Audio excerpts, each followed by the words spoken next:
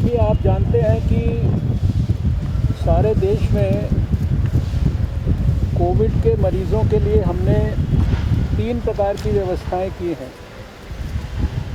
ये सारी व्यवस्थाएं कोविड के मरीज़ों के लिए डेडिकेटेड व्यवस्थाएं हैं। एक व्यवस्था है कोविड हॉस्पिटल्स की। इन कोविड हॉस्पिटल्स में जो कोविड के सेवियरिटी वाले, यानी कि बहुत ज़्यादा जिनको तकलीफ़ है, उन मरीज़ों को उन अस्पतालों में रखा जाता है। वहाँ पर ऑक्सीजन की, आईसीयू की, वेंटिलेटर्स की सब प्रकार की फैसिलिटीज़ रहती हैं। उसी तरह से दूसरी कैटेगरी है कोविड हेल्थ सेंटर्स की कैटेगरी। यहाँ पर जिनको मॉडरेट सिम्टम्स होते हैं उनको रखा जाता है। ये अस्पताल में भी हो सकते हैं, अस्पताल के किसी ब्लॉक के अंदर भी हो सकते हैं। यहाँ पे भी बाकी सारी फैसिलिटीज़ रहती है, लेकिन यहाँ पे मॉडरेट सिम्टम्स वाले रखे जाते हैं। तीसरी कैटेगरी जहाँ बहुत ही माइल्ड या वेरी माइल्ड सिम्टम वाले जो हमारे कोविड के मरीज़ हैं उनको रखा जाता है। उनको कोविड केयर सेंटर हम कहते हैं। ऐसे देश में ये लगभग 4000 के करीब, यानी 4362 कोविड केयर सेंटर हमने बनाए हैं, जिसमें से एक ये है जिसको मैं आज देखने आया था। और इन कोविड केयर सेंटर्स में करीब हमने देश भर में 3,46,856 बेड्स की व्यवस्था की है, यानी इतने लोग इनमें रह सकते हैं। ये जो कोविड केयर सेंटर की फैसिलिटी है, ये किसी भी स्थान पे अस्पताल के अलावा बनाई जा सकती है। जैसे यहाँ पर ये मंडोली में दिल्ली के, ये एक पुलिस की रेजिडेंशियल लाइन के अंदर बनाई गई है, जहाँ सभी मरीज़ों के लिए अलग अलग रहने की व्यवस्था है। ये किसी होटल में भी बनाई जा सकती है, ये किसी स्कूल में भी बनाई जा सकती है, ये किसी स्टेडियम में भी बनाई जा सकती है। तो आज मैं हर रविवार साधारणतः अस्पतालों को देखता हूँ। आज मैंने ये कोविड केयर सेंटर को एग्जामिन करने के लिए यहाँ पर मैं आया था। देश में हमने जो कोविड के हॉस्पिटल बनाए हैं, उनकी संख्या लगभग डेडिकेटेड हॉस्पिटल्स की 855 है। और इन कोविड के डेडिकेटेड हॉस्पिटल्स में लगभग 1,65,000 बेड्स की व्यवस्था है। ऐसे ही जो कोविड की हेल्थ फैसिलिटीज़ हैं, वो करीब 1984 हैं देश में, और इसमें भी लगभग 1,31,000 के ऊपर बेड्स की हमने व्यवस्था की है। तो कहने का अभिप्राय ये है कि चाहे माइल्ड या वेरी माइल्ड सिम्टम वाले हों, चाहे मॉडरेट सिम्टम वाले हों, चाहे सीवियर सिम्टम वाले हमारे कोविड के मरीज़ हों, उनके लिए भयंकर से भयंकर, विषम से विषम परिस्थिति भी आए तो उसमें सब प्रकार के मरीज़ों को भर्ती करने के लिए व्यवस्था यहाँ पे की गई है। यहाँ अभी मुझे खुशी है कि एक टावर में मुझे जाकर कई मरीज़ों से भी मिलने का मौका मिला जो अभी ठीक हो गए हैं। जब आए थे तब पॉजिटिव थे, लेकिन अभी उपचार के बाद ठीक हो गए और अब उनका वापस घर जाने का समय आ गया है।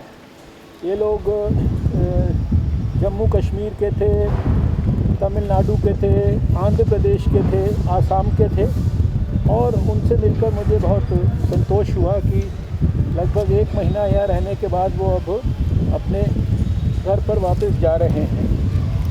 दूसरा, आज क्योंकि यहाँ पर मैं आया तो आप लोग भी साधारणतः जानने की कोशिश करते हैं। हम लोग भारत के अंदर कोविड के ख़िलाफ़ जंग में बहुत तेज़ी से सफलता की ओर बढ़ रहे हैं। आज भी अगर मैं जब आपसे बात कर रहा हूँ तो पिछले 3 दिन का हमारा जो डबलिंग रेट है वो 12 है। हमारा जो रिकवरी रेट है वो हमारा आज 30% से ऊपर पहुंच गया है।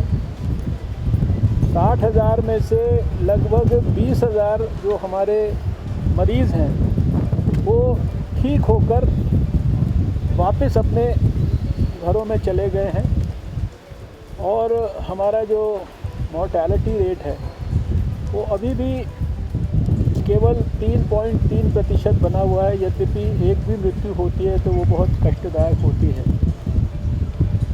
पिछले 24 घंटे में 10 हमारे स्टेट्स और यूनियन टेरिटरीज़ ऐसे हैं देश में जहां एक भी केस नहीं आया है। 4 यूनियन टेरिटरी या स्टेट ऐसे हैं जहां आज तक एक भी केस कभी भी नहीं आया है। और इसके अलावा अभी हमने फैसला किया कल और आज देश में 10 प्रांतों में हम अपनी सेंटर की स्पेशल टीम्स को भेज रहे हैं, वरिष्ठ अपने अधिकारियों को भेज रहे हैं। वहाँ पर जो भी स्टेट गवर्नमेंट्स हैं उनकी मदद करने के लिए, वहाँ की स्थिति का और गहराई से आकलन करने के लिए, उनको किस किस तरह की सहायता चाहिए उसको देने के लिए। ये जो हमारे स्टेट्स हैं ये हैं तमिलनाडु, आंध्र प्रदेश, तेलंगाना, गुजरात, उत्तर प्रदेश, राजस्थान, मध्य प्रदेश, इसी प्रकार से पंजाब और वेस्ट बंगाल। इसके अलावा कुछ स्टेट्स में जैसे महाराष्ट्र इत्यादि में हम लोग पहले भी टीम्स को अपने भेज चुके हैं। कहने का अभिप्राय यह है कि भारत सरकार की ओर से सब प्रकार के सब स्तरों पर प्रयास हो रहे हैं कि कहीं पर भी देश में कोविड के ख़िलाफ़ लड़ाई को लड़ने में हमें किसी भी प्रकार से कोई कमी ना रहे। स्टेट्स को जितनी मदद दी जानी चाहिए वो सारी की सारी दी जाए। आज की तारीख तक 72 लाख N95 मास्क और 36 लाख PPE जो हैं किट्स, ये हम सारे स्टेट गवर्नमेंट्स को बांट चुके हैं। एक लेबॉर्ट्री से जो काम हमने शुरू किया था, आज देश में 472 लेबॉर्ट्रीज़ में हम जो है कोविड के मरीज़ों की टेस्टिंग करने की योग्यता बना चुके हैं। और अगर कल की मैं बात करूं तो कल 86,000 से ज़्यादा टेस्ट हमने पूरे भारत में कोविड के मरीज़ों के लिए किए। हमारी जो क्षमता है वो 95,000 टेस्ट रोज़ करने की भारत की होगी। कोई भी ऐसा प्रयास नहीं है जो कि किया जाना चाहिए और जिसके अंदर किसी भी प्रकार की जो है कमज़ोरी छोड़ी जा रही है। मुझे पूरा विश्वास है कि ये जो हमारे सब कोरोना वॉरियर्स हैं, अभी हम तो आज आए हैं संडे के दिन, लेकिन ये 24 घंटे इन कोविड के मरीज़ों के साथ काम करते हैं। चाहे वो हमारे डॉक्टर हों, चाहे वो हमारी अस्पतालों में नर्सेज हों, या हमारे ये कोविड केयर सेंटर्स पर हमारे सरकारी अधिकारी हैं, हमारे पुलिस के अधिकारी हैं। यहाँ पर मुझे पता है कि इस कोविड केयर सेंटर में ही कई हमारे पुलिस के जवान भी जो है वो कोविड से प्रभावित होकर यहाँ पर भर्ती हैं। बहुत सारे यहाँ पर मरकज़ के मरीज़ जो हैं वो मरकज़ से जुड़े हुए वो भी भर्ती हैं, जिनमें से कईयों को अभी मैं व्यक्तिगत तौर पर मिलकर आया हूँ। तो इन सब कोरोना वॉरियर्स को मैं सलाम करना चाहता हूँ। इनकी जो योग्यता है, क्षमता है, बहादुरी है, उसको प्रणाम करना चाहता हूँ। और मुझे पूरा विश्वास है कि हमारे देश के इन सब कोरोना वॉरियर्स की मदद से हम निश्चित रूप से आने वाले जो कुछ समय के अंदर कोरोना के ख़िलाफ़ युद्ध में निर्णायक विजय प्राप्त करें। नहीं, देखिए, उसका मतलब यह है, सिर्फ आदत का मतलब यह है कि कोई भी बीमारी का वायरस जो है वो तो दुनिया में बहुत सारे वायरस आए हैं, ये मैंने पहले भी समझाने की कोशिश की है। हर कुछ समय के बाद कोई एक नया वायरस जन्म लेता है, म्यूटेशन होती है। आपने देखा पहले इबोला का वायरस आया है, सार्स आया है, मेर्स आया है, स्वाइन फ्लू वगैरह, कितने वायरसेस आए हैं समय समय पे। लेकिन दुनिया ने केवल 2 वायरस हैं उन पर विजय प्राप्त किए, जिनके अस्तित्व को ही समाप्त किया दुनिया ने। उसमें भारत के अंदर एक चेचक है और दूसरा पोलियो का वायरस है। भारत ने और साउथ ईस्ट एशिया ने उसके ऊपर विजय प्राप्त की। बाकी वायरस तो दुनिया में है। एड्स का वायरस आया था आज से 30 साल पहले, लेकिन अभी तो है ना दुनिया के अंदर। तो कहने का अभिप्राय यह है कि वायरस का जो उत्पात है उसको हम ख़त्म कर देंगे, लेकिन वायरस तो दुनिया के अंदर जीवित रहेगा।